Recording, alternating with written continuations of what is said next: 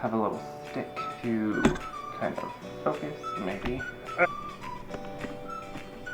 It worked! Hey! Okay, hi, my name is Blake, and in this video I'm going to show you how to create this DIY faux reclaimed wood finish. I guess I could put this stick down now. For this project, I'm actually creating this finish on an old dining room table. I use this table as my work table. It used to be my parents' dining room table, blah blah blah. It was one of the things that was given to us when we moved into our apartment about 2 months ago. Nothing really matches, so I want to do all I can to each little thing to really bring them together and make them look somewhat cohesive and a little bit less like a thrift store, which I don't mind because that's where we got the other half of the stuff. All in all, this project took less than a day to finish. All of the materials and a basic list of steps will be in the description below. There was a little bit of prepping involved. If you want to do this project, you'll want to prep your oxidation mixture. This is basically the stain that will age your wood. You can buy ready-made versions of this right off the shelf, but I just happen to have everything on hand and I really wanted to give it a shot. In the future, I'll get one of the pre-made versions and see how that turns out, but if you can't buy, you DIY, and that's what we're doing, DIY.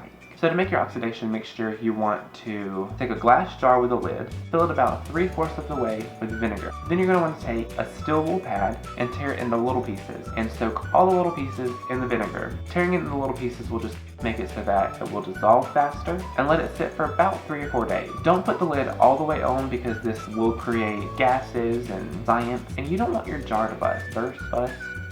You don't want your jar to explode. I actually let mine sit for about a week and a half to see how long it would take for the steel wool to completely dissolve, and it took about a week and a half. So fast forward to when you have that done and we're ready to start on the project. So the first thing I did was I prepped my work area. I put down a tarp because this oxidation mixture will stain everything it touches. It stained the inside of the jar, it stained my fingers, a few drops got on the concrete patio out back, and it stained that too. So just put down a tarp, and while you're at it, go ahead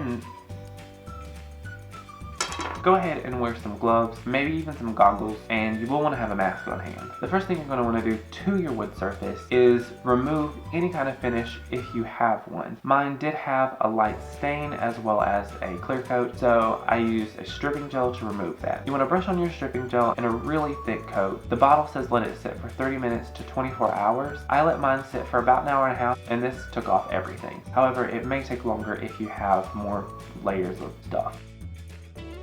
After I let that sit, I went back with a metal scraper and got all of that gunk off.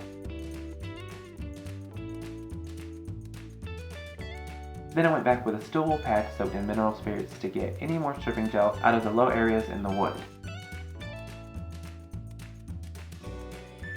Then I cleaned the wood with mineral spirits and a paper towel. Once that was dry, I gave it a really good sand. I started sanding by hand, but that didn't last long because I switched over to the electric sander, which made the sanding process so much easier and faster. I should have just started with that. After I was done sanding, I brushed the table off and applied my oxidation mixture. I brushed it on in an even coat and let it dry. Now here is where I ran into some discrepancies when I did my research for this project. Some places say that you should brush on your mixture and then wipe away any excess immediately. However, I found that this didn't really give me a drastic enough change that I wanted. So I just brushed mine on and let it sit. Now this did leave me with a powdery residue at the end that was kind of a mess. I had to wipe it off and it got in the air and you could taste it and smell it, and you want to wear a mask because I'm pretty sure it's not safe, like, at all. But it did get it darker with having to go back fewer times. And I actually even went back and did this a second time because I wanted it even darker. So if you do this project, keep that in mind. And you can actually stop here. This is a really cool aged look. You can seal it and call it a day. However, I wanted to really bring out the little details, so while that second coat of oxidation mixture was drying, I went and prepped my wash. For my wash, all I did was water down a little bit of chalk paint. Normally I would use acrylic paint, but I just happen to have some chalk paint on hand and I figured, why not? Once your stain's dry, you can apply your wash. I applied it very liberally and then wiped away any excess. The whole point of this is so that we get white paint into all the low areas of the wood. All the grain, the bumps, the bruises, that little carved detail around the edge.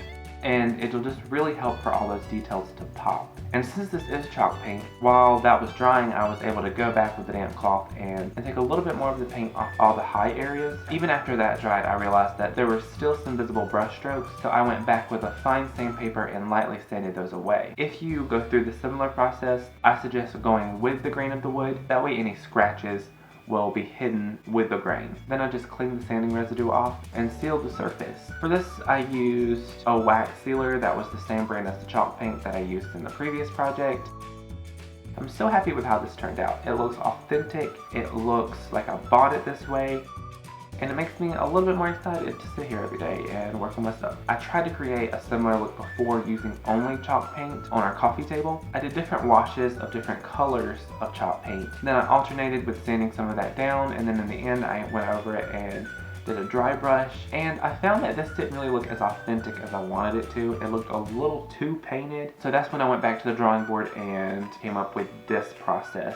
If you like how the project turned out, please give this video a like, and if you have any comments or questions or suggestions or helpful advice, leave them in the comments below. That would really mean a lot. And if you want to see future videos, then hit the subscribe button. I plan on making a video at least once a week. That's about how often I want to complete a project, because like I said, everything in our apartment was either given to us or thrifted, so I have a lot of stuff to redo. You can also find me on other social media, Instagram and Facebook, Tumblr and Twitter. You can find me at chrstphrblk, and yeah, I think that's it for this video. Thank you so much for watching. I'll see you in the next one.